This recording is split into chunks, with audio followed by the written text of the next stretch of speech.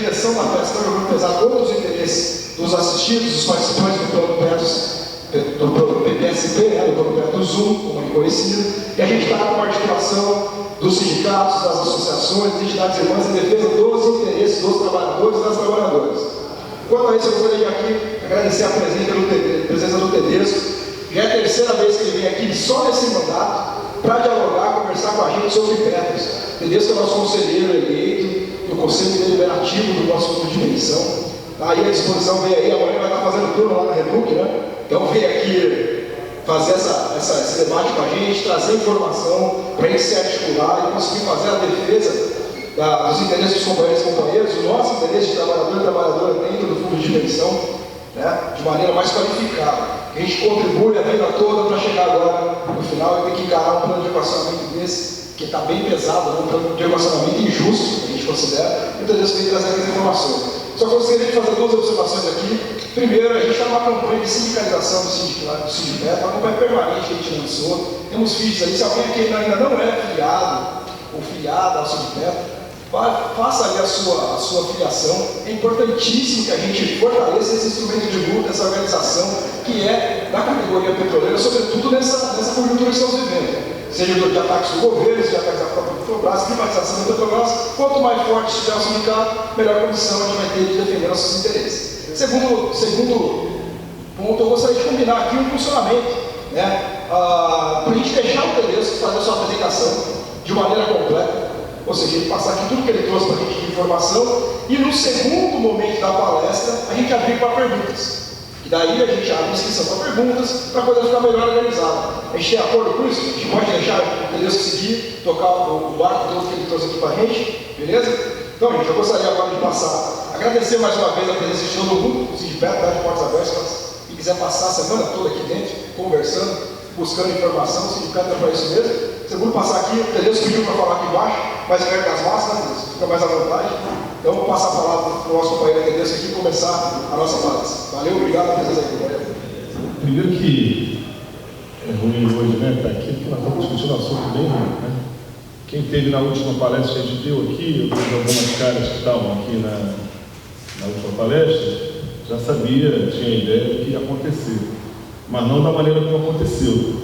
E a gente vai ver aqui os problemas políticos também, mas primeiramente era importante a gente pelo menos tentar nivelar as questões técnicas em relação ao equacionamento, entendeu? Para a gente poder também pensar do ponto de vista técnico e a partir daí os problemas políticos que nós vamos enfrentar. Então, como o pessoal vai gravar, vou colocar aí à disposição de quem não veio, né? Era importante dá para o pessoal ler lá? Dá para ler? Então, a nossa agenda de hoje vai ser essa aqui, ó. A formação do déficit técnico, a forma de equacionamento, as falhas que nós apontamos em nosso parecer, né? Sobre o propósito de equacionamento, uma questão específica sobre a forma de ajuste atuarial dos termos de compromisso financeiro, daqui a pouco eu falo sobre isso, e o plano de ação. Tá? Na verdade, a formação do déficit técnico, a gente tem trazendo para cá essas informações, ao longo dos anos, né, ela veio se agravando.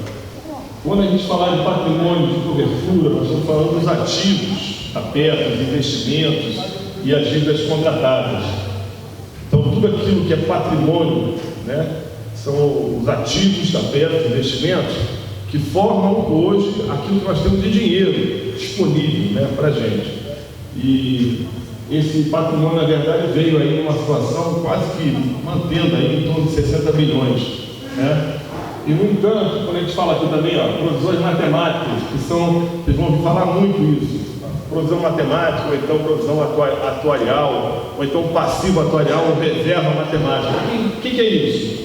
São os compromissos que a Petros tem com a gente, os benefícios já concedidos ou a conceder, tá certo? Até o final, até o último participante. Quando o último participante receber, o caixa tem que estar zerado. E o problema nosso do déficit técnico é que nesse equilíbrio técnico, o caixa vai estar zerado antes do último. Bem antes, né? Infelizmente. Está aqui, ó. Em 2013, o déficit era de 2.400, foi para 6.100, 6.200 em 2014 e 2015 atingiu essa soma aí de 22 milhões e 600. Pô, como é que atingiu isso aí? Vocês não viram? Será que os investimentos não estavam adequados? Vocês não estavam vendo? Compraram um montão de coisa ruim? Eu sempre tenho falado para o pessoal o seguinte: quem vê os problemas dos ativos, ou seja, do investimento da Petros e a dificuldade que a Petros está tendo em relação à rentabilidade, está vendo uma parte importante do problema, mas só metade do problema. O problema não são só os investimentos da Petros. Eu tenho insistido aqui, e em todos os lugares que a gente vai, nós temos problemas de tudo quanto é tipo na Petros. Temos maus investimentos, temos problemas morais com investimento, inclusive envolvimento em corrupção, como o caso da Sete Brasil, né? Mas não só isso. Nós temos também problema no cálculo dos passivos, e em especial no cálculo dos compromissos que as patrocinadoras têm para com a gente, daqui a pouco a gente vai mostrar. Observa aqui que o investimento, o déficit técnico, atingiu aí a casa de 27%. 27% de déficit é um déficit considerável, né? São 22 bilhões de déficit. E as principais causas são, primeiro, em relação aos ativos, investimentos. Não precisa pensar o que quiser, isso aqui já está no computador, já está disponível para o sindicato. O sindicato pode botar na página dele, isso aí, a informação franqueada a todos vocês, tá? Essa rentabilidade abaixo da meta atuarial, ou seja, o que é a meta atuarial? É quanto os investimentos da Petros têm que render para conseguir fazer face aos nossos benefícios. Então, ela precisa ter um patrimônio e uma rentabilidade em cima desse patrimônio suficiente para cobrir, né, a necessidade de dinheiro que ela tem para cumprir com seus compromissos. E a outra coisa, que é muito importante, é o impacto estrutural, que envolve aí alterações das hipóteses atuariais, a nova composição familiar, que esse pessoal fala muito da família, todo mundo está falando agora, família real, a retirada do teto operacional, o acordo de níveis, as ações judiciais que representam 40% desse déficit também. Ou seja, na verdade, você tem uma série de questões que impactam no passivo, nos compromissos que a peça tem que ter com a gente, e também no ativo.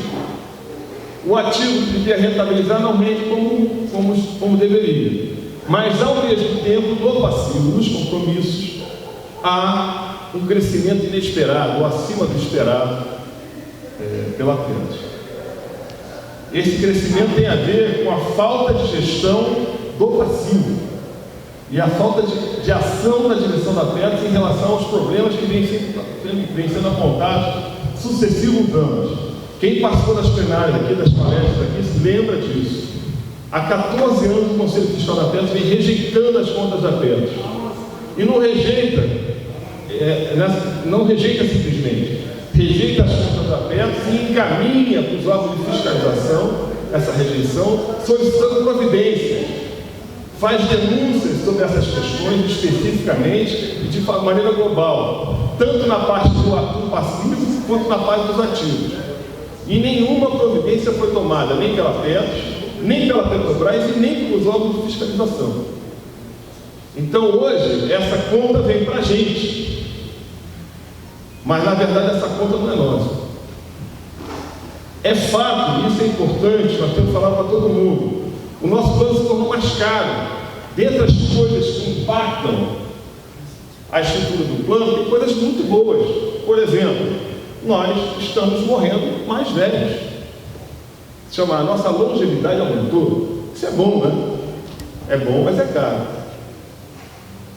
Por exemplo, o teto operacional de quem se aposentou da década de 90 para cá pagava 100% e recebia um benefício a 90%. Essa situação nós estamos apontando várias ações, muitos entraram aqui, inclusive nesse sindicato, eu me lembro perfeitamente, a gente conversou com a rapaziada aqui sobre essa questão, entraram também com essas questões de ações de ponto limite de pagamento de 90%. Isso caiu. O cara paga por 100%, tem que receber por 100%, e não por 90%. Pois bem, mas custa dinheiro. Por exemplo, a questão da família real. A família real, do petroleiro, ela é diferente de quando a festa foi criada. Como é que foi criada? Na década de 70, o petroleiro estava na Petrobras, com 20 anos, 21, 22 casado, com uma moça de 20, 19, né? Aos 23 tinha o primeiro filho, aos 27 o segundo, terceiro, quarto, aos 30 anos a família estava formada. Essa realidade não existe mais. Graças à mudança, modernidade e tudo mais, né? Mesmo também os remedinhos azuis que o pessoal toma, né? O pessoal vai casando mais vezes e vai tendo filho também mais tarde. E essa realidade é a realidade da família real contra a família padrão que existia no plano.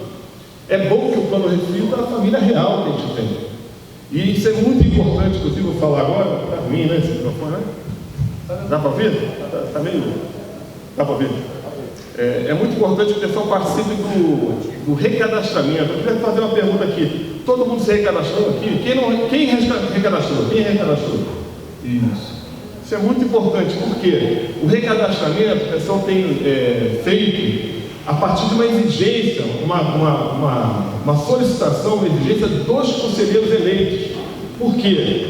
Porque nós não sabemos, nós não confiamos no passivo atuarial da Petros. Ou seja, nós não confiamos nos compromissos que ela tem com a gente. Por quê? Porque ela não existe no cadastro da Petros uma documentação que comprove que aquele cadastro realmente é pertinente e ele é real. E se aquele cadastro não for real, a gente pode estar pagando por um estacionamento a mais ou a menos. Isso é importantíssimo. Você que fala esse assunto, eu sempre dou esse exemplo. Eu já fui casado, né? Me separei, fui lá na Petros, entreguei a certidão averbada, retirei a minha ex-companheira, né? Como minha dependente, me casei. A Rita trabalha comigo, inclusive, na Reduc, né? Eu sou trabalhador da Reduc, ela também é operadora da Reduc. Fui lá na Petros, entreguei a certidão de casamento do meu plano, né? E também no plano dela, certo? Quando eu virei conselheiro em 2009, eu fui lá ver quem constava no meu cadastro. A ex-companheira. Olha só a situação. Aí eu vou embora e ela acha que eu sou um sem vergonha, né? Que eu botei a outra lá e não tirei. Não é verdade? E o cadastro da Petros, qual é o cadastro da Petros? É o da Petrobras? É o da MS? É o do INSS? Não, o cadastro da Petros é de uma empresa privada chamada Petros. Então esse cadastro ele tem que identificar quem nós somos, senão nós estamos pagando por quem nós somos. Por exemplo, o conselheiro Cinedino, alguns de vocês conhecem o Cinedino, né? Eu contei essa história para ele, eu sempre conto isso, que o pessoal vai até rir, né? Ele foi lá, depois que ele soube isso, ele foi lá ver o cadastro dele. Viu uma mulher e duas crianças, que ele nunca tinha ouvido falar na vida independente dele. O menino é a cara dele. Não, mentira, não é.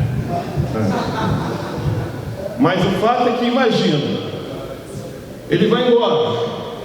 Na hora de receber a pensão, a esposa dele, a Ana, eu conheço, e achava, primeiro que não se vergonha. E segundo, ela entrar na justiça para receber. O que o juiz ia fazer? Cortar no meio. Metade da pensão para ela, metade para aquela pessoa que ninguém sabe quem é. Se for 3, um terço disso. Não quer nem saber. Ou seja, a pessoa que te aturou teus mau cheiro, teu chulé, teu mau humor, teu mau hálito, a vida toda, no final da tua vida, você vai embora e ela não fica sabendo. Por isso o recadastramento é tão importante. E mais, como é que eu vou saber quanto é o meu déficit? Se o déficit é uma comparação, está aqui, ó, esse déficit aqui é uma comparação entre o quê? Entre os ativos e o cadastro. A provisão matemática é uma decorrência do cadastro, certo? Se o cadastro está errado, aquele valor está errado. Não só o cadastro está errado, mas as premissas utilizadas. Eu sou petroleiro, trabalho na Reduc e sei que o meu aumento médio, o meu salário não foi o IPCA nos últimos 10 anos. Eu sei disso. Eu sempre que eu recebo meu contra-cheque, eu vejo, sem fazer conta. É maior que o IPCA. E a Petros considera que o crescimento real dos benefícios em relação ao IPCA é 0. Eu sei que essa premissa está errada. E todo ano, quando as premissas atuariais do nosso plano vai lá no conselho para a gente aprovar, eu reprovo por quê? Porque eu sei que aquela premissa está errada. E se ela está errada, obviamente, o passivo atuarial está errado. O patrimônio de cobertura, portanto, são os 60 bilhões, As provisões matemáticas são o cálculo da PETS em relação aos compromissos com a gente duvida. Eu duvido do preço dos ativos. Eu sei que estão mal precificados os ativos e a PETS está tentando corrigir isso nessa gestão. Há um esforço e a gente vê isso no pai dessa gestão. Mas também duvido do preço dos passivos. De qualquer maneira, que a conta que nos apresentaram é esse déficit aí de 22 bilhões e 600 milhões.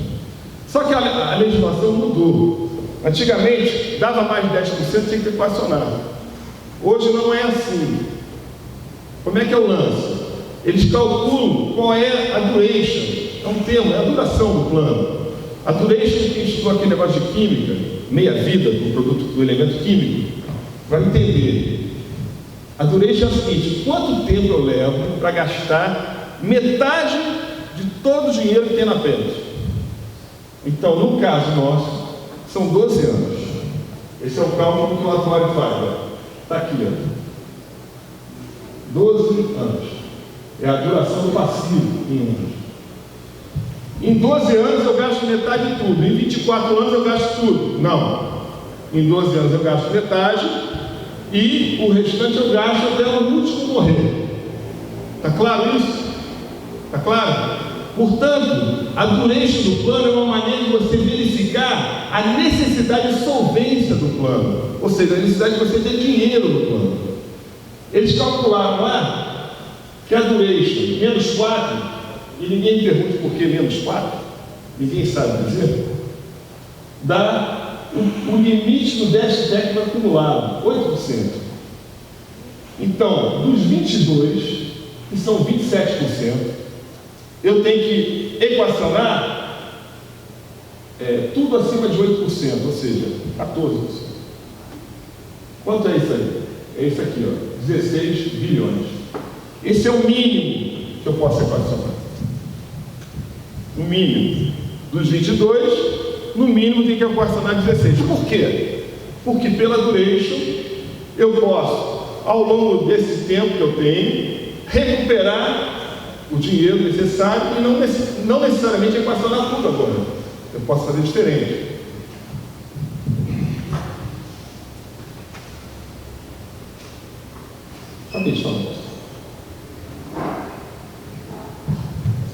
Então a PETS teria que no mínimo equacionar 16. Ué, por que está equacionando 27? Porque ela resolveu equacionar pelo máximo os 22, mas ela tinha que fazer isso a partir de janeiro. E ela não fez. E ela não fez porque ela disse que estava tendo alterações na sua diretoria e precisava de mais tempo e pediu um termo de ajuste de conduta por não ter apresentado para a gente o plano de equacionamento e apresentou a partir de agora. E até dia 19 de dezembro, anota essa data, vai ter que ser descontado do nosso contra-cheque o valor referente ao equacionamento. Esse aqui é o termo de ajuste de conduta. E eles fizeram esse cálculo, portanto, pelo máximo, 22 bilhões, e ainda botaram a inflação estimada no período. Qual período? Desde o momento dos 31 de dezembro de 2015, quando apareceu o déficit, até 19 de dezembro de 2017. Por isso o valor do equacionamento é esse aqui, 27 bilhões. 27 bilhões é um valor importante. Ele equivale hoje a maior parte dos planos de benefício, talvez a esmagadora maioria dos planos de benefício que tem no país são menores que esse valor. E nós vamos ter que fazer isso tudo em uma duration e meia. Lembra que o pessoal está falando aí? Tem que fazer em 18 anos? A lei manda fazer, está vendo aqui a duration, 12 anos? Em uma vez e meia duration. Então a lei manda fazer o quê? Os 27 bilhões, está aqui, ó, em 18 anos, tá? Você podia fazer os 16 bilhões, mas ele preferiu fazer assim. E ela descobriu também, a PETS, né, apresentou para a gente nessa reunião, eu participei, né, foi minha primeira reunião como conselheiro deliberativo eleito com vocês, né, também quanto cada um teria que equacionar. Está quase meio a meio, tá? nós, participantes ativos e o pessoal aposentado, tá? Dá 13 bilhões e tal, quase 14, né? 14 bilhões, isso aqui 13.700. A diferença é que os autopatrocinados, quem é autopatrocinado, ele sai da Petrobras, se desvincula da Petrobras, paga dele e paga também aquilo que seria da Petrobras. Então ele entrou nessa conta. A gente perguntou, mas se entrasse na outra conta, não mudava nada. Entendeu? Mas é meio a meio essa conta aqui. Tá? Metade para cá, metade para lá. Ou seja, os 27 bilhões, meio a meio. Tá? 13.500, 14. Tá?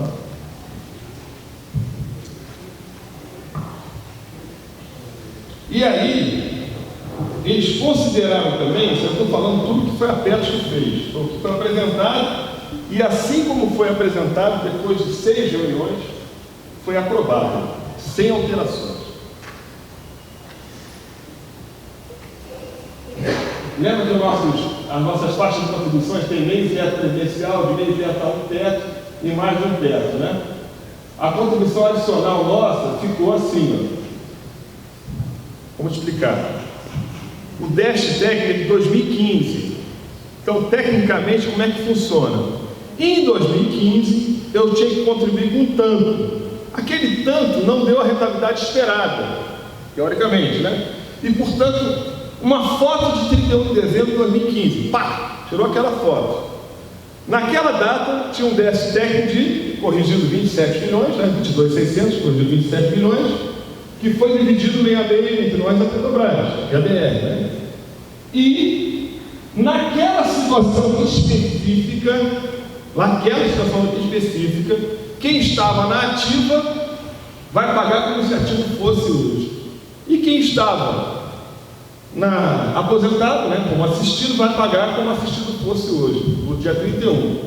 Se a pessoa se aposentou dia 30 de dezembro de 2015, pagará como assistido, certo? Se ela se aposentou dia 2 de janeiro de 2016, pagará como ativo. Está claro isso?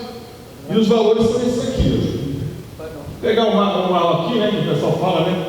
Onde entra 14,5, né? É mais 34 do assistido e mais 24. Por que ficou diferente? Porque os pré-70 e a diferença de pensão para pensionista repactuado tem 2 compromissos lá dentro da Petros, assinado contrato, que são compromissos da Petrobras. Então ele faz a conta para todo mundo, só que na hora de pagar é todo mundo menos pré-70 e as pensionistas repactuadas. Então fica ruim, né? Quer que eu vá embora? Fica ruim, né? Sinto muito. Em resumo, tudo que eu falei. Primeiro, quais foram as contribuições dos participantes assistidos e autopatrocinados naquele período, até 31 de dezembro de 2015? Foi a primeira conta. Segundo, quais são as soluções matemáticas de cada um desses atores nesse processo? Certo? Terceiro, como o déficit é um retrato, essa conta vale para 31 de dezembro de 2015. Quem se aposentou antes é assistido. Quem se aposentou depois, ativo. Certo? Quarto, como os pré-70 pensionistas repactuados terão suas contribuições extraordinárias pagas pelo compromisso lá da Petrobras, isso aí ficaria 20 mil pessoas, que é os pré-70 pensionistas, de fora dessa conta. Isso é logo caquerando, tá? E quinto, aí chega a esse valor, 2,63, 2,63 vezes para o pessoal da ativa e 3,31 vezes para o pessoal assistido em 18 anos. Financeiramente,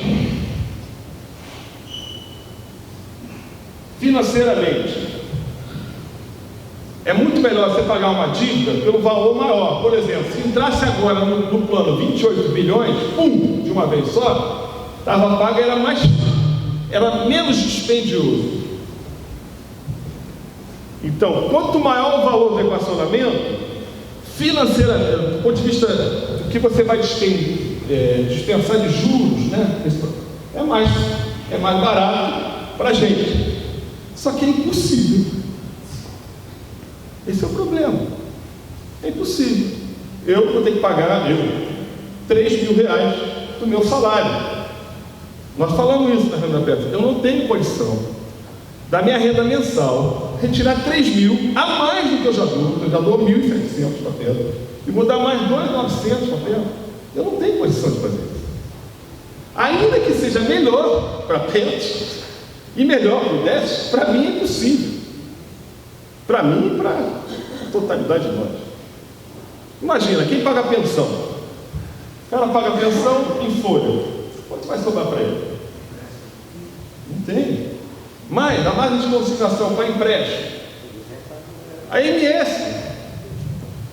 Quem paga a MS vai pagar no boleto. Se não pagar no boleto, está ferrado. Que vai perder a MS. Ou seja, a proposta da Petro, ela não é factível. Ela é impossível de ser implementada. Pô, então não tem jeito. Por que ela está fazendo isso? Anota, não perde não, escreve. Por que ela está fazendo isso? Minha opinião aí, então, na parte política também, né? Ela quer acabar com o nosso plano. A Petrobras quer acabar com o nosso plano. Não existe outra explicação, diante dos argumentos que nós colocamos, senão uma vontade voluntária da Petrobras, dela, de acabar com o plano PEST da Petrobras.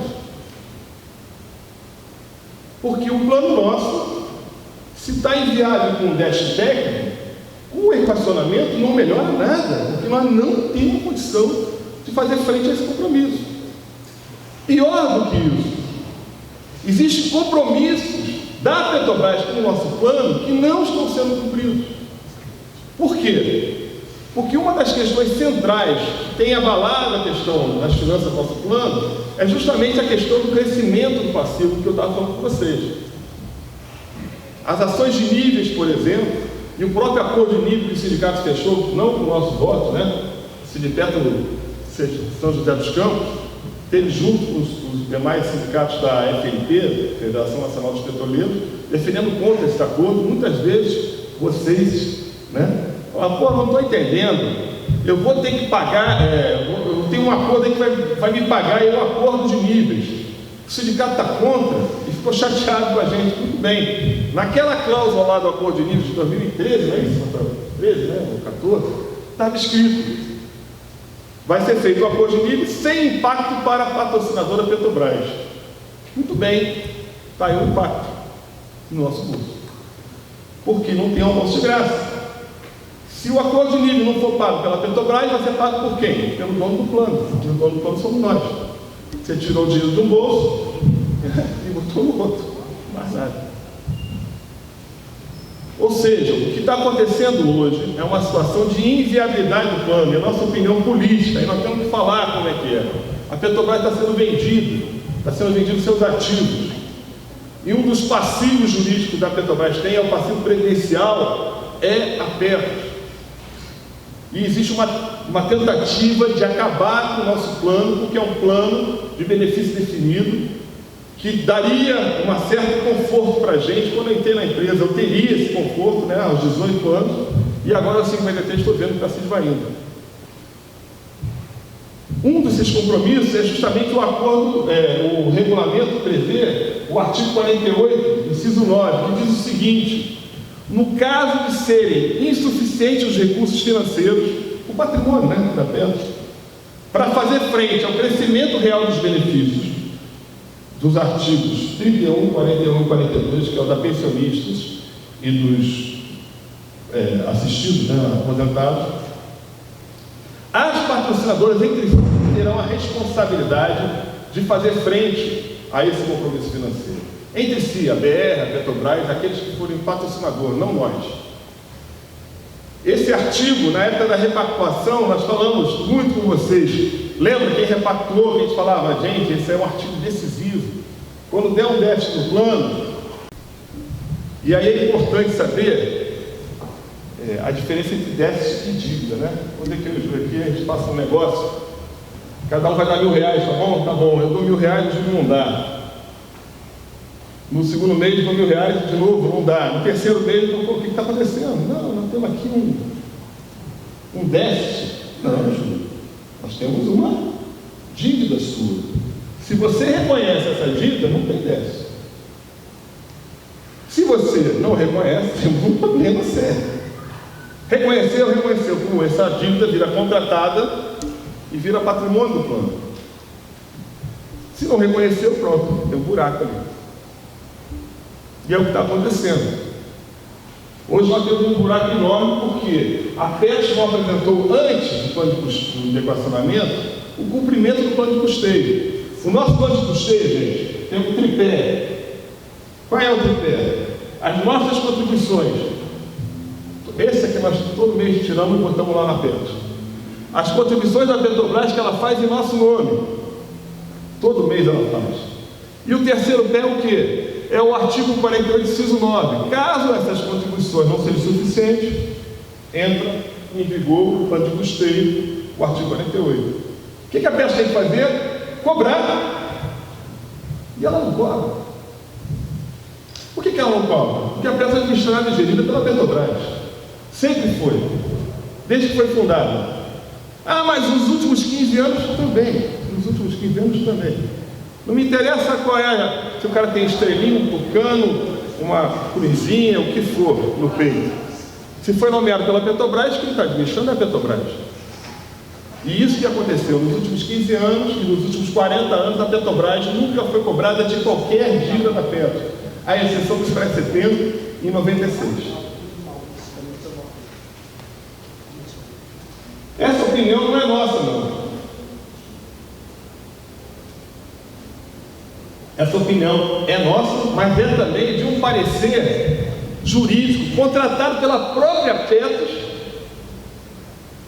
em 2015, chegou no ano passado, 2016 para a gente. O advogado Messina, do escritório Messina, entende que esse tipo de cobertura ele é factível e é real e é devido. Qual é a divergência? A divergência é o seguinte: a lei 108, a emenda constitucional número 20, mudou, né, a questão da Previdência, criou os três pilares da Previdência: a Previdência pública, né, e a Previdência privada, aberta e fechada. E a lei 108 e a 109 existiram para regular o funcionamento dessas previdências privadas, fechada e aberta. A 109 pega todo mundo, nós inclusive. E a 108 pega a gente, especial. A 109 diz, assim como a emenda constitucional número 20 diz, o seguinte: as contribuições normais das patrocinadoras não poderão exceder a dos participantes e assistidos. Ou seja, se ele bota um, no máximo ela pode botar um também. Mas ela está falando sobre as contribuições normais. E o que nós estamos falando aqui é as contribuições extraordinárias, que precisam existir em caso de déficit. E sobre isso, nem a 108, nem a 109 falam. É contra.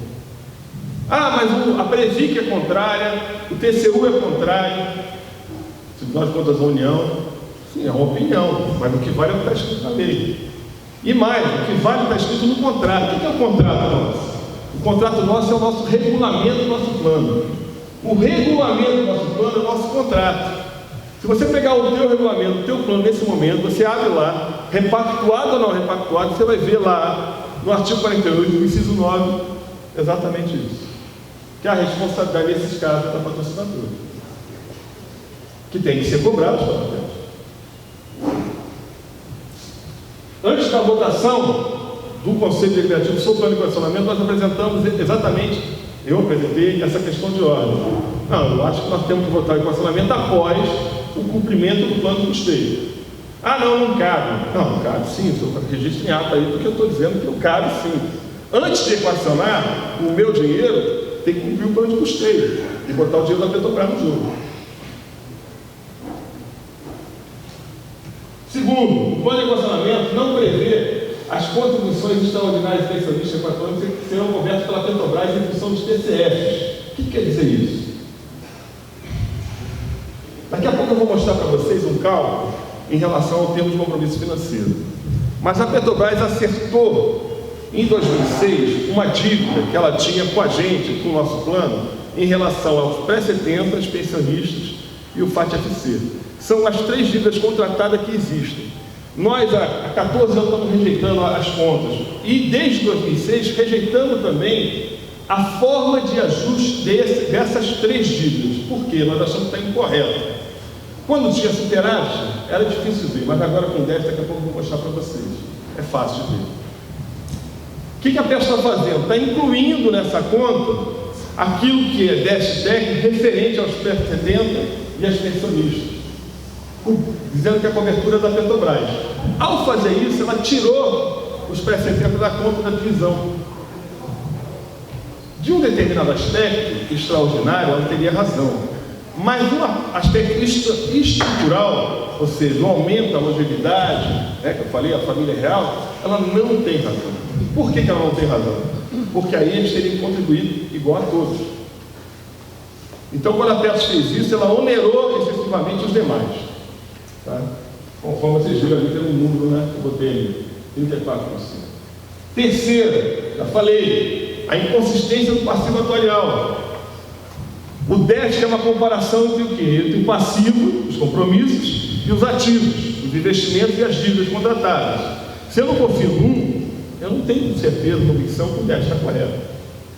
Essa questão é central, porque a Petrobras já informou, inclusive, a Comissão de Valores Imobiliários de Nova York, a SEC, que chama, que esse passivo atuarial é inconsistente. Ela emite todo ano um relatório chamado 20F para informações dos acionistas de Nova York, né, da Bolsa de Valores de Nova York, sobre a situação da empresa.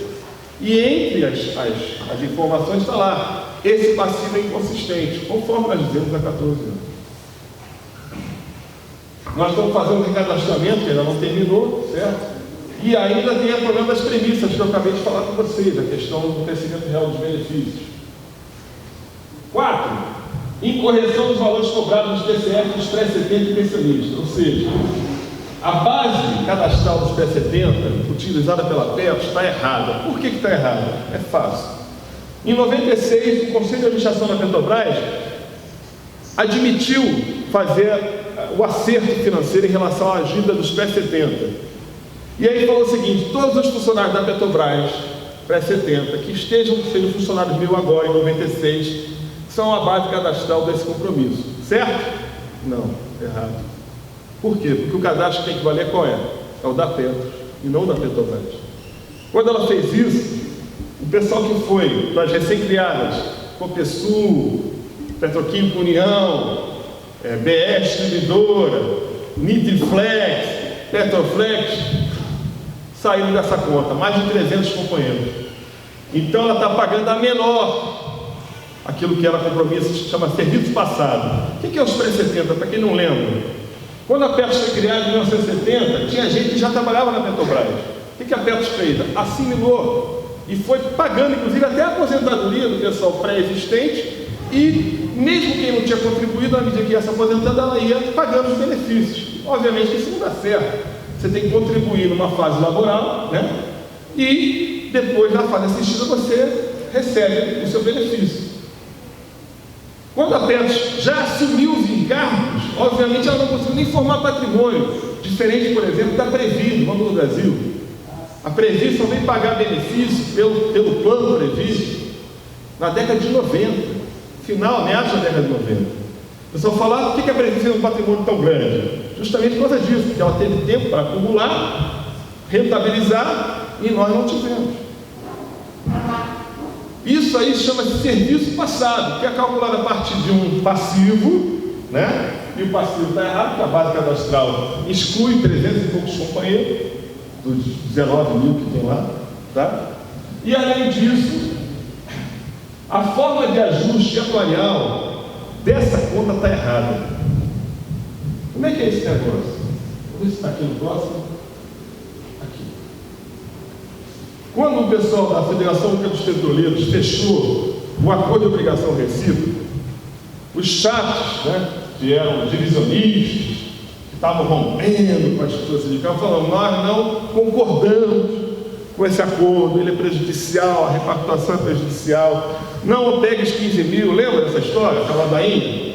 Pois bem, mas o pessoal resolveu, não, ia pegar, é normal, o pessoal fica sua independência na decisão, né? O cálculo desse negócio, quando tem superávit, é difícil ver, mas agora vai ser mais fácil de ver. O cálculo desse negócio é assim, ó, presta atenção. Primeiro esses quadrinhos aqui, ó. Como é que você vê o equilíbrio do plano? Como o ativo do plano está igual ao passivo, tá, o plano está em equilíbrio, certo? Tranquilo, né? Tenho grama para pagar, igual o que eu tenho de compromisso. Tranquilo. Quando você tem o passivo menor que o ativo, você tem superávit, tem mais dinheiro que eu preciso. Muita gente acha que isso é muito bom, queria que meu plano fosse assim. Mas isso significa que você já contribuiu a mais. Não quer dizer que você está levando vantagem, você já perdeu. Claro, é melhor do que a situação que nós estamos vivendo agora. Qual é a situação? Quando o passivo é maior que o ativo. Aí é a situação que nós estamos vivendo, o déficit técnico. Ou seja, a menos, né? Estamos com a perda dele. O cálculo dos TCFs, termos de compromisso financeiro, dos pré-70 e das pensionistas, é exatamente assim que é feito. Ele pega o passivo, e eu botei aqui um número aleatório, só para a gente poder raciocinar junto, tá? 200. E compara com um ativo, 100. Ele é só um número aleatório, tá? O que é esse ativo? Esse ativo é um ativo fictício. Não é o ativo real do plano. É um ativo que se valoriza igual uma NTNB, IPCA mais 6. Esse ativo não é igual ao plano nosso que desvaloriza. Ele todo ano ele se valoriza como uma NTNB, IPCA mais 6. Ele não é real, é fictício. É só para fazer um cálculo de ajuste. Então vamos lá. Vou manter sempre o passivo igual, só para raciocinar juntos. O passivo é de 200. O ativo é de 100. A dívida, portanto, é a diferença entre um e outro. Lembra aquele negócio que eu com Júlio? Né? Quanto é que é o nosso a dívida? Quanto era? É o déficit que tinha, 3 mil, né?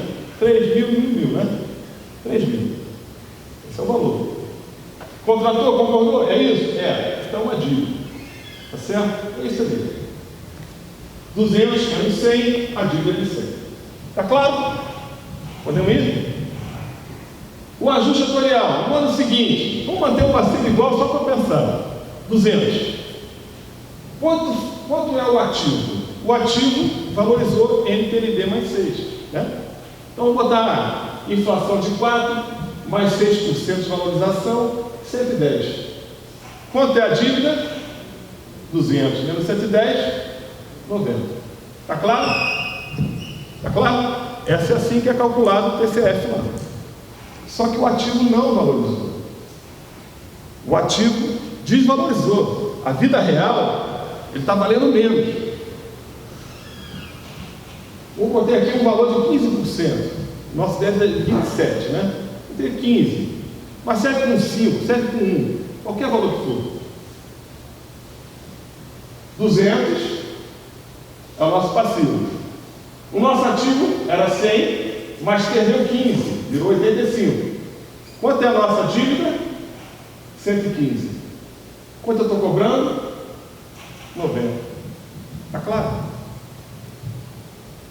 Para quem acompanhou agora recentemente, o Rafael estava perguntando, aliás, muito fora de mim, né? Até me perguntou. O pessoal do Litoral Paulista tinha um recurso lá na ação da 18ª vacina, justamente sobre isso. A dívida, quando dá superávit, a gente até tem um ganhozinho, porque superávit você dá é 1% a mais, né? Do que a minha vantagem real, 2, 3, muito, né? Quando dá déficit, a Petrobras paga a menor. E muito a menor. Ou seja, a dívida está contratada, mas a forma de reajuste dela, está claro isso? Leva prejuízo ao plano.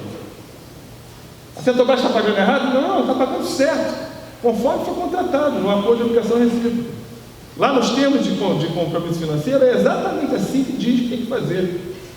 Ela está pagando certinho, como foi contratado errado. Esse é o problema. Ou seja, Os pré-70 entraram no plano e a Petrobras não contribuiu sobre eles. Em 96 ela fez um acordo para pagar os pré-70, não pagou tudo. Em 2006 ela fez outro acordo e de novo não pagou tudo, mas falou que ia contratar essa dívida. Só que da maneira como está sendo contratada, ela vai pagar menor de novo. E isso é uma coisa importante, por quê? Porque tira dinheiro da onde? Do plano, da gente. Ela vai pagar isso? Vamos ver. E não é só isso, tem várias dívidas. Dizer que a Petrobras teve uma política de RH, de recursos humanos, nos últimos anos, é fazer um elogio. Porque de fato não teve. Um ano era os níveis, no outro ano é RMNR, no outro ano PCAC, no outro ano aceleração de níveis, ou aceleração dos novos. Cada hora um PNDV, nos últimos 3 anos, né? 3 PNDVs. É uma política errática. E toda hora que tem uma política errática da Petrobras, influencia onde? No nosso plano de novo. Uma gestão que é da Petrobras influencia naquilo que é nosso.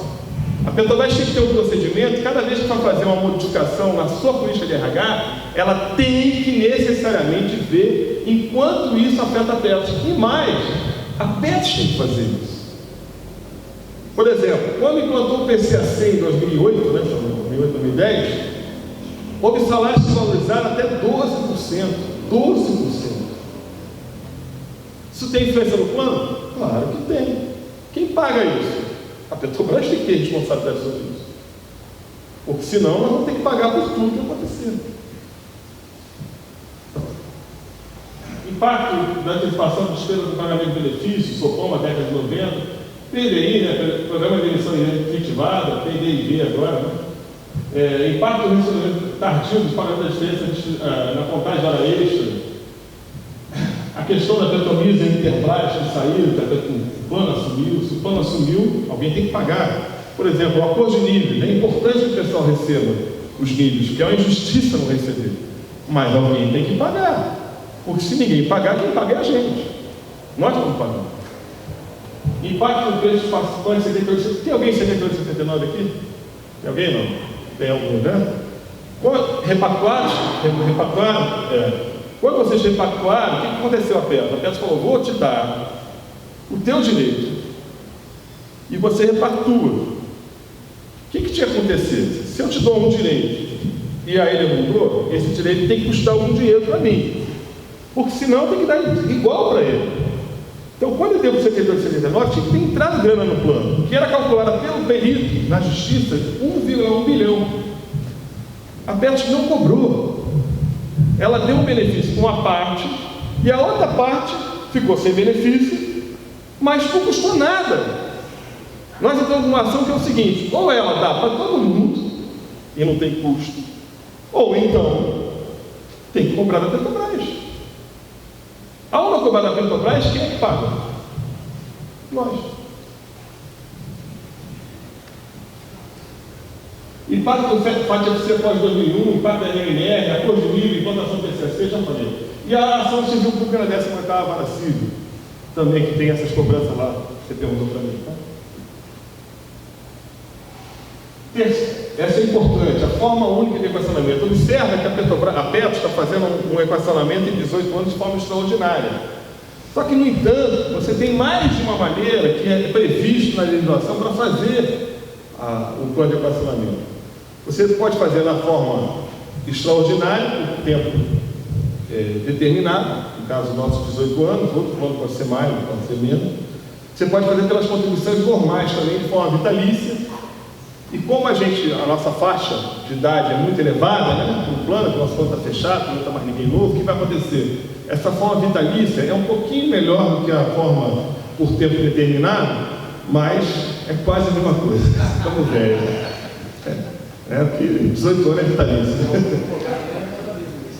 Mas é uma maneira de... Porque aí o que acontece? Se você bota na contribuição normal, você não tem como deixar de descontar dos pré-70. E ela não quer fazer isso. Outra forma, redução de benefícios. Você não pode reduzir benefício concedido, mas pode reduzir benefício a conceder. Por exemplo, Será que eu prefiro pagar um pensionamento de 3 mil ou, por exemplo, me aposentar mais tarde ou com um benefício menor? Pode ser uma questão optativa. Tá? E quarto, outras formas de resistência no plano, que é justamente o artigo 48 é previsto no regulamento. Tá?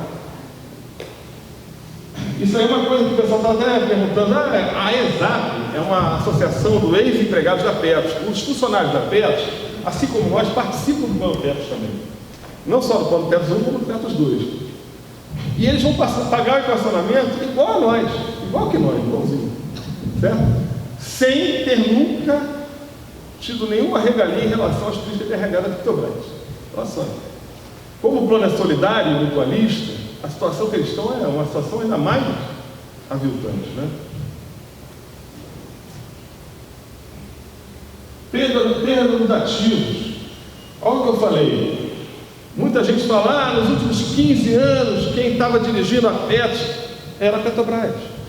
Quem foi nomeado lá foi pela Petrobras. E, portanto, a Petrobras fez a gestão integral. Se ela não quisesse fazer a gestão integral da PET, que compartilhasse a gestão da PET conosco, elegendo os diretores. Nunca o fez. E, portanto, ela tem responsabilidade integral no resultado financeiro da PET também. Essa é a nossa opinião. Vou dar um exemplo aqui, que é o exemplo mais próximo de nós, que é a Sete Brasil. Eu trabalhei na Bacia de Campos de 83 a 88. O petróleo da Bacia de Campos foi descoberto em 74. Não sei se o pessoal lembra, eu era muito pequeno, tinha 10 anos de idade. Apareceu o pessoal lá em Macaé com uma pipeta cheia de óleo preto, assim, né? Bem viscoso, né? Até o repórter sujou a mão toda e tal. 21 anos depois, em 95, com 470 poços em produção, 470 poços, quase 500. Nós fizemos 500 mil barris. Todo mundo deve lembrar, porque foi uma festa, a Petrobras toda, o churrasco, todas as unidades, uma maravilha. 470 poços de produções, 500 mil barris, 21 anos. O pré-sal foi descoberto, entre aspas, o pessoal geólogo fica chateado, descoberto não, descobriu bem antes, né? Foi viável economicamente, né, comercialmente, em 2006. Em 2014, 8 anos depois, com 47 poços em produção, isso tudo está na página da Petrobras. 47 poços, não 500, 470, 47 poços. 500 mil barris, 8 anos. No ano seguinte, 2015, 1 milhão de barris. Se vocês pegarem o jornal de hoje, o Valor Econômico está dizendo que está se comparando já ao Oriente Médio. É uma maravilha, por isso todo mundo quer, Total quer, Shell quer, todo mundo quer. Em 2010, a Petrobras precisava tirar esse óleo, porque a gente sabe que ele não vale nada lá embaixo, né? Não vale nada ainda. Aqui ele vale, é uma fortuna. Mas lá embaixo está lá parado. É óleo da pedra. Tinha que tirar, precisava fazer o quê? 7 navios sondas, foi 7 Brasil. 7 não, 14 não, 29. Era tanta vontade de fazer um fundo soberano, não sei o que e tal. Foi o governo e a Petrobras apresentar um projeto de construir uma empresa que fizesse 7 Brasil, né? 7 navios sondas, depois viraram 29. E apresentaram esse projeto lá na PET. Eu faço um desafio aqui. Alguém que me apresente um jornal ou uma tese de academia, de faculdade de economia aqui no Brasil ou do exterior, entendeu? De economistas como qualquer um, Carlos Sadenberg, Miriam Leitão, qualquer um que vocês quiserem, ou outros, que dissesse que esse negócio era ruim para o Brasil, que não devia fazer. Em 2010 todo mundo achava que tinha que fazer. Só que aconteceu, esqueceram de que o preço do petróleo podia cair, como de fato caiu, a menos de 30, foi 29 dólares do barril, e que o dólar também estava no preço, podia aumentar. E esse projeto, ainda assim, ele seria viável, se o governo não tivesse mudado de opinião. Aquilo que era uma prioridade nacional, não era mais, portanto o BNDES não ia dar mais o financiamento. E a Petrobras, que tinha contratado 450 mil dólares por dia cada navio sonda, conseguia comprar não, alugar no Golfo do México por 150 mil dólares, pagava a multa para a Sete Brasil e não precisava se preocupar mais em construir navio nenhum. Observe então que nem a Belo Monte também, que é outro, né? A Belo Monte é parecida a história, né? Porque virou de uma prioridade para o governo, deixou de ser, e o mico ficou aqui, no nosso ombro. Então são ativos que o governo e a própria Petrobras queria que a Petro investisse, fez gestão para a Petro investir, né? E infelizmente nós investimos, demos mal, e esse nível agora está com a gente. Aqui mesmo, hoje mesmo eu vim lá do Rio de Janeiro, desci no aeroporto de Guarulhos. Não sei se todo mundo sabe, o Guarulhos pertence à Invepar. Invepar é uma empresa chamada Investimento em Participações, que tem 4 sócios: Previ, Funces, Petros e OAS. Entendeu? Era um excelente negócio até a gente comprar Guarulhos. O preço do leilão era em torno de 4, o Invepar lançou um lance de 12 milhões, se ela não for extremamente. O plano era simples e era até factível. Eu entro no leilão, dou um lance alto, adquiro, me alavanco, né, mas adquiro um ativo muito bom, abro o capital para o mercado e recapitalizo a empresa. Esse era o plano. O mercado, né, a gente acompanhou a crise, né, caiu, não conseguiu mais abrir capital, porque significaria vender a preço de banana, e aí o livro está de novo. O governo pode resolver isso. O governo pode resolver isso. Se o governo, por exemplo, ampliar a concessão, o período de concessão de Guarulhos para a gente, já consegue uma rentabilidade adequada à nossa meta atuarial. Faz? Não, não faz. Existe uma determinação desse governo e da direção da Petrobras em que esse plano não deve seguir. Apesar de tecnicamente a gente achar que nós temos razões no que nós estamos falando, a briga não é técnica, a briga é política, como sempre foi, né? Infelizmente. Entendeu? E por isso nós temos que nos organizar, e é muito importante que a gente faça isso. Eu vou entrar agora no plano de ação nosso. O plano de ação nosso é tentar estabelecer o máximo de unidade possível para resistir a esse momento. Tá? Então todo mundo veio aqui saber o que eu vou fazer. Não é isso? O que a gente vai fazer para resolver isso, né? Bem, primeiro que a situação é gravíssima, obviamente, né? E se a gente deixar do jeito que está, a Petro vai cobrar o equacionamento até o dia 19 de dezembro, no máximo. Vai ser um péssimo Natal para todos nós. Então o que nós decidimos fazer? Primeiro reunir a FENASP, que é a Federação Nacional das Associações de Aposentados, Pensionistas e Anistiados, que é a Petro e Petrobras, a FNP, que é a Federação Nacional dos Petroleiros, que vocês participam, Sindicato São José dos Campos, Rio de Janeiro, Litoral Paulista, Sergipe, Alagoas e Pará. Tá? E também o pessoal do GENEPAR, que é um grupo de defesa dos participantes da Petro. Esse pessoal todo está se reunindo, já teve 2 reuniões no Fórum de Debate sobre a Petro. Uma foi na OAB do Rio de Janeiro e a outra agora foi no dia 20, na ABI, reuniões com 300, 400 pessoas, aberta, quem quiser participar. E tiramos isso aí.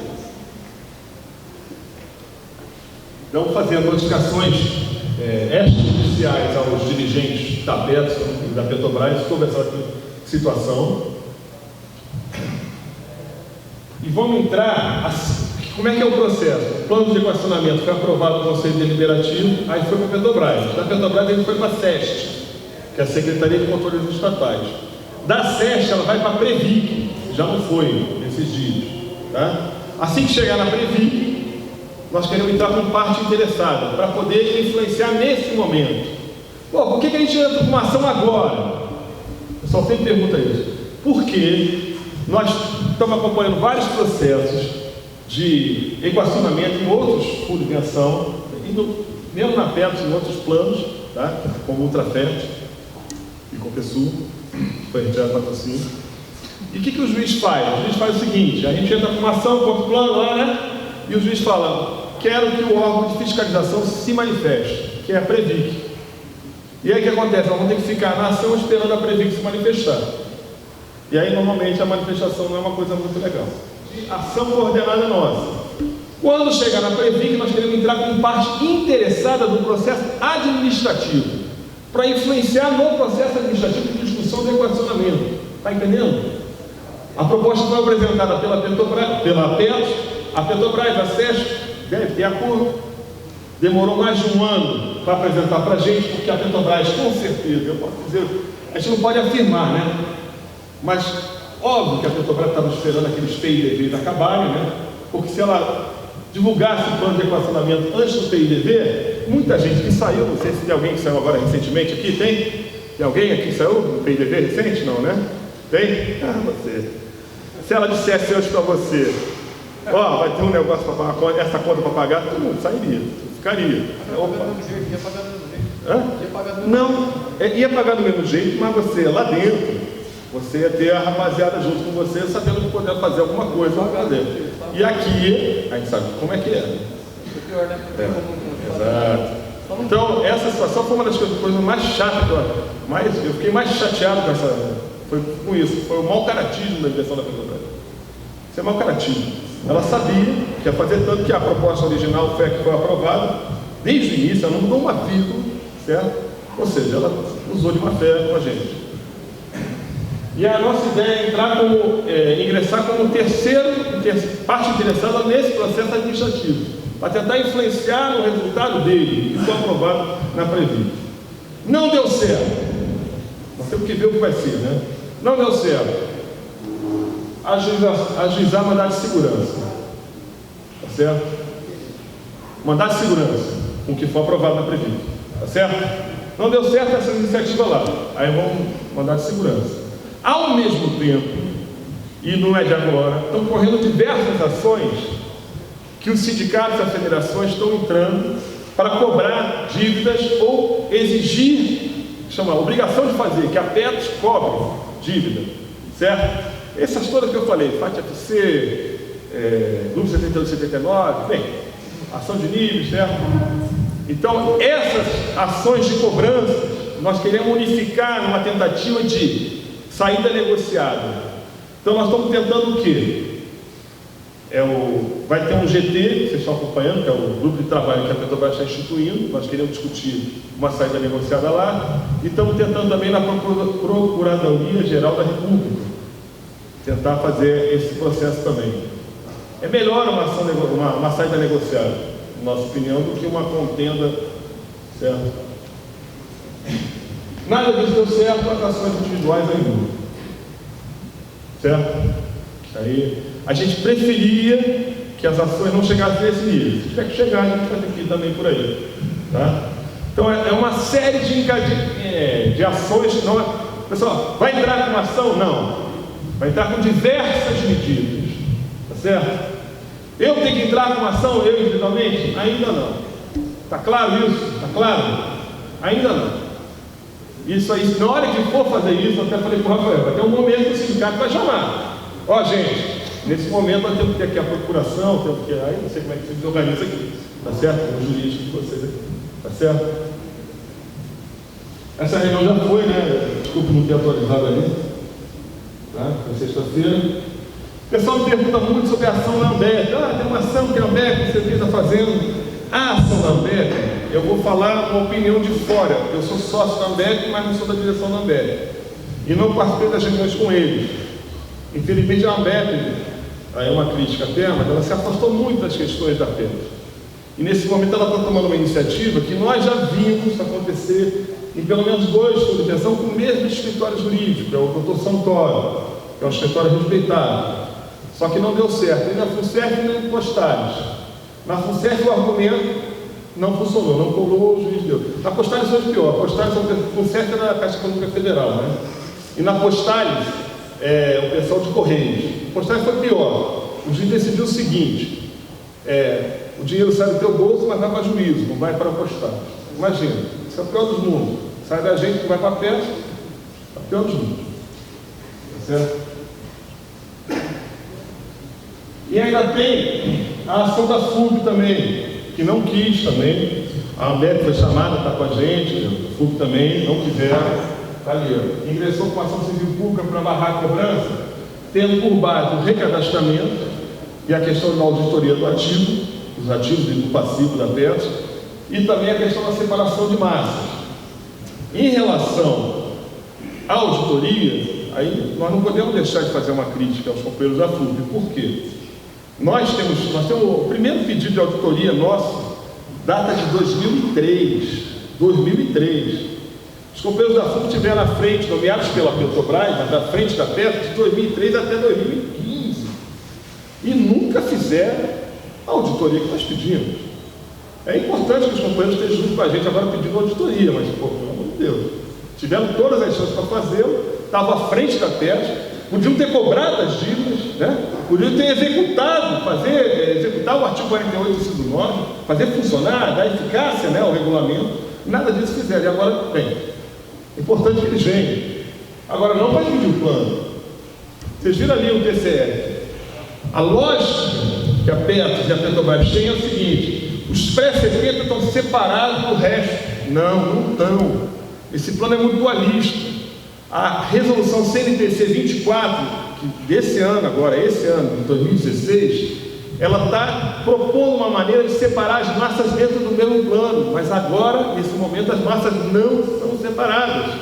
E, portanto, você não pode trabalhar com esse raciocínio de massas separadas. E isso, para nós, significa...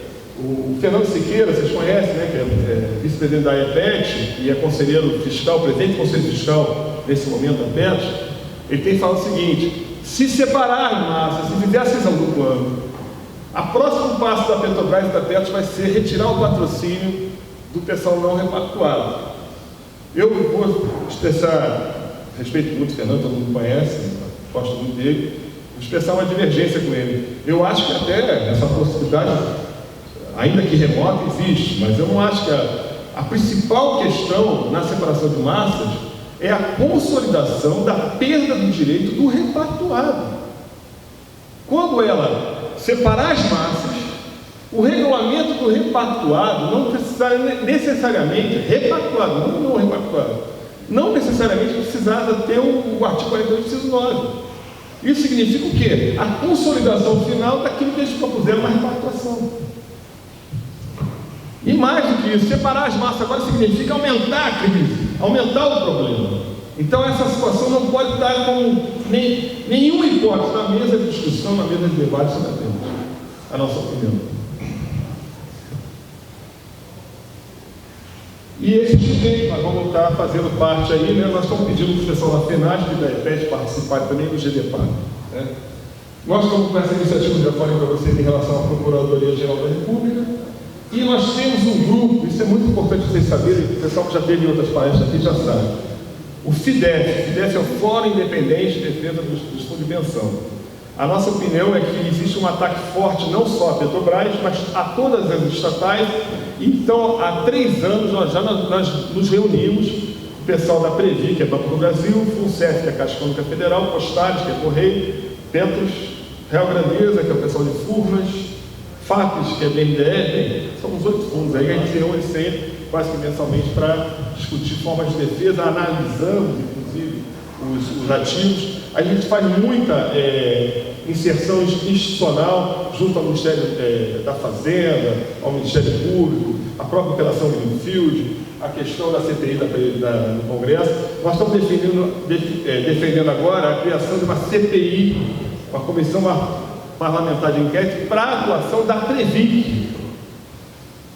A Previc é o órgão de fiscalização do fundo de pensão, gente. A Previc, até no Congresso de Fundo de Pensão, eu tive agora no início do mês, né? O Congresso de Fundo de Pensão, chama-se ABRAP, Associação Nacional de Fundo de Pensão, saudou no início do Congresso a atuação da Previc nos últimos anos. Eu falei, isso é um absurdo. Aí, quando o superintendente da Previc falou que eles foram decisivos para a Operação Greenfield, eu não me aguentei, né? Eu falei, pô, peraí. Eu te apresentei 14 anos de pareceres contrários às contas da Petros. E você nunca fez a fiscalização lá. Quem estava certo? Quem estava certo? Aí ele falou o seguinte, a resposta dele foi o seguinte: não, é porque sempre nos fundos de pensão tem a briga dos participantes, dos eleitos, né? Representantes participantes assistidos, com os da patrocinadora. Eles acham que a Previc tem que resolver isso. Mas peraí, os últimos 4 anos, o parecer do Conselho Fiscal da Petros, que eu tive presidente nos últimos 2 anos, nós estávamos nos últimos 4 anos como conselheiro fiscal, foi unânime. Ou seja, os representantes indicados pelas patrocinadoras concordaram com a gente. Portanto, não venha me dizer que é briga entre eleitos e indicados. Óbvio que não, é uma briga institucional, clara, categórica. Obviamente, e aí eu queria falar para vocês com maior tranquilidade, nós não vimos todos os problemas que tinha perto, óbvio que não vimos, entendeu? Deixamos de ver muita coisa, mas com certeza posso te afirmar que nós vimos muita coisa e denunciamos muita coisa. Muita coisa mesmo. E o que houve foi uma falta de ação por parte dos órgãos públicos. E isso é muito importante que a gente saiba por quê? Porque nessa briga eles não vão estar do nosso lado, gente. Não vão estar. Aqueles que hoje são paladinos da Justiça, Ministério Público Federal, Previc, e outros mais, né, da Justiça Comum, etc., não estarão do lado dos trabalhadores nessa contenda. Eles vão se posicionar a serviço do sistema financeiro internacional, como sempre se posicionaram. Mais uma vez. A SPC, na época, que era a antecessora da Previc, falou a mesma coisa. Isso provoca déficit, não vou permitir. Mas a Petrobras insistiu em fazê-lo. Por quê? Porque diversas pessoas que estavam pedindo aposentadoria, entre elas muitos gerentes grandes da Petrobras, se aposentavam e quase que imediatamente o salário dele definhava, porque naquela época, 84, vocês lembram, tinha hiperinflação, né? Então o que acontecia? Se não tivesse uma forma de reajuste diferenciado e se acompanhasse a forma como estava praticada naquela época do INSS, haveria perdas imediatas. O cara se aposentava no mês seguinte, já perdia 20%, 25%, e ele tinha que resolver aquela questão. E aí a Petrobras incluiu esse artigo 48, inciso 9, e a SPC só autorizou a aprovação disso mediante o 48, inciso 9, senão ela não deixaria. Só que toda vez que isso foi necessário ser aplicado e ser efetivado, nunca foi esse o problema. O que a FUP diz? Existe um desequilíbrio estrutural no plano. Por quê? Porque essa forma de reajuste, ele não é contemplado pelo custeio normal, correto. Ele é contemplado pelo custeio extraordinário. E o que dá equilíbrio no plano é justamente o artigo 48, que tem que ser executado. O desequilíbrio estrutural existe, só existe porque o 48 não é efetivado. O que a Petrobras diz junto com o TCU e a SESC? Ele não tem validade. Por que não teria validade? Porque as contribuições extraordinárias não poderiam ser maiores que as nossas. Não é verdade isso. A lei não fala sobre isso. Então, essa opinião poderia ser nossa, minha, do Tedesco, do Brandão, né? Mas não é nossa. É também do advogado Messina, que assinou esse parecer com a Petro. Portanto, é uma opinião da Petro. O erro da repactuação foi o quê? Não levar isso em consideração. Ao não levar em consideração, retirou o direito da rapaziada e deixou lá de... Ainda bem que 22% não repactuaram, porque eles tiveram a obrigação de manter no regulamento aquilo que garante esse direito.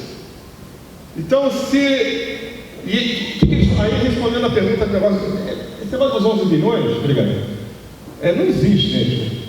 A Petrobras e a Petro assinaram em 2006 o acordo de obrigação recíproca em torno de 4,7 bilhões que não entraram na Petro.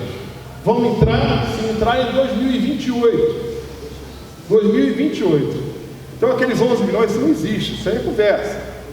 Hoje, aquela dívida de 4,7 vale os 11 bilhões, mas é contábil. E eu expliquei para vocês, na medida que o reajuste atuarial, o ajuste atuarial está sendo feito de forma equivocada, ele está tirando do pós-70 recursos de liquidez e solvência. E esse foi o erro da repactuação.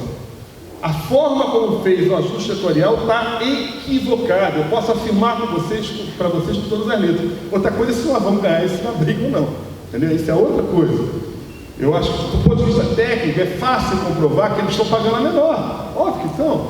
Se o patrimônio do plano cai e o compromisso deles não aumenta, é óbvio que estão pagando a menor, gente. Óbvio. Entendeu? E aí a questão que alguém perguntou aqui foi, na leitura que você fez, né, sobre a questão da liquidez. Né? Voltando à repactuação, e a separação de massas, a FUP só quer porque consolida o processo anterior. Eu tenho uma opinião sobre a FUP. Vou falar, é dura. Eu acho que eles leram até a página 3, a página 2, 3 do Manual de Previdência Complementar e resolveram implementar na PET. Entendeu? Não estudaram para valer a FUP. A minha opinião é essa, incompetência. Porque, por exemplo, eles fecharam o acordo de obrigação recíproca em 2006, com a data base de 2001. A data base do acordo de obrigação recíproca é 2001. E eles fecharam em 2006. Muito bem. O FAT-FC de 2001 a 2006, pelo menos, eles deixaram de cobrar, cara. E outro dia ele perguntou, por que você fala 2001? Eu falei, porque a data base é 2001. O resto é correção monetária. Mas a data base que vocês fizeram o acordo, ela está fechada em 2001. Obviamente, se você não fechou a partir de 2001, tudo que incide no plano provoca o quê? Déficit. Quando ela fala, lá na campanha salarial, o acordo de nível tem que ser pago a todo mundo que não entrou com a ação, lembra disso? Não foi? Há 3 anos atrás? Sem ônus para a empresa, não falou isso? Para quem ela está deixando o ônus? Para nós, gente. Está respondido? Não sei se está respondido a essa pergunta. Entendeu?